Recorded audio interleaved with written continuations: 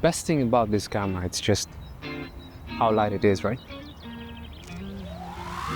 Girl, just tired of hearing the same song. A lot of you know me for my car content. That's definitely my niche and something I love. But honestly, I just enjoy shooting in general, whether it's cars, people, or places. Today, I'm taking you with me on one of my client shoots and giving you a feel for what it's like working with the X-S20.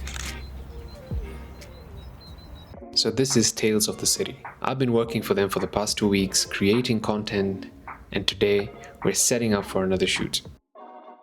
For all my videos, I usually use the Sony a7S3, either it's cars, either it's food, anything and everything. I've always used the a7S3. But since I've got the X-S20, I've been switching up a little bit.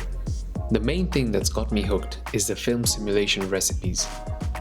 For anyone who doesn't know, Fujifilm film sims are built-in color profiles that emulate classic film stocks, like ProAvia, Classic Chrome, Eterna, and more. They give your footage a unique stylized look straight out of the camera, so I spend way less time color grading. For social media client content, especially when you want it to be quick, everyday use, this just works. One thing I'm really gonna have to get used to is talking in front of the camera. Talking in public in front of the camera. That said, the X-S20 isn't going to replace my a7S3 for videos.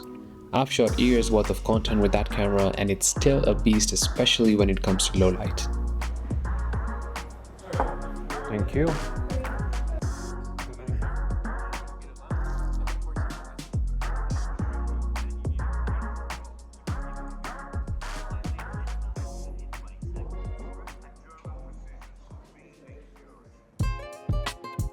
But when it comes to photos and just how compact the X-S20 is, it's honestly incredible. What I really love is that with the right film recipe, I can get amazing looking JPEGs straight out of the camera. No need to even touch the raw files in Lightroom. The colors, the tones are just dialed in. And it saves me so much time without sacrificing the look. One thing I've really come to appreciate with the Fuji system is how budget friendly the lenses are.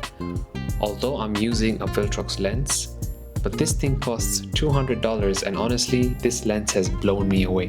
The image quality is sharp, the autofocus holds up really well for both photos and videos, and it gives a nice depth because it's an f1.7 lens.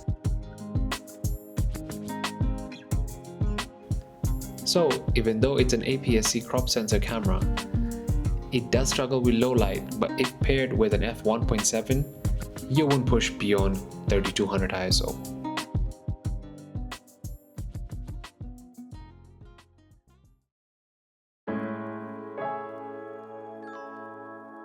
So when I decided to buy a Fuji camera, I had to make sure that it can go for hours for a podcast.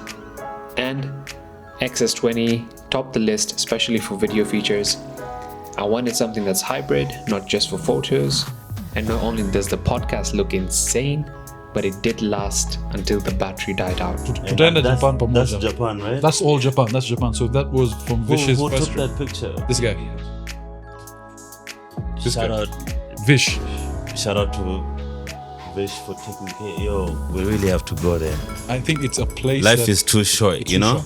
To say the least, if you're looking to buy a Fuji camera, I'd highly suggest one.